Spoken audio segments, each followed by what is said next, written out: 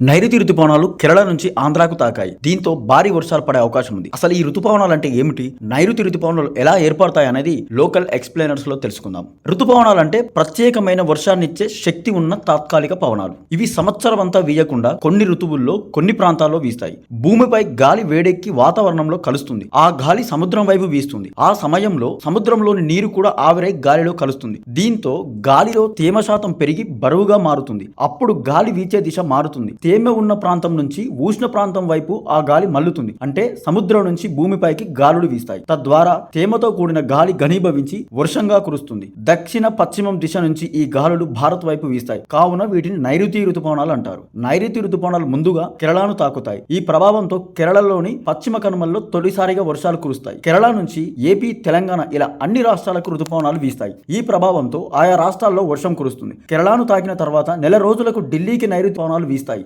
June నుంచి September వరకు ఈ ఋతుపవనాలు వీస్తాయి. ఈసారి వారం రోజుల ముందుగానే నైరుతి ఋతుపవనాలు కేరళను తాకాయి.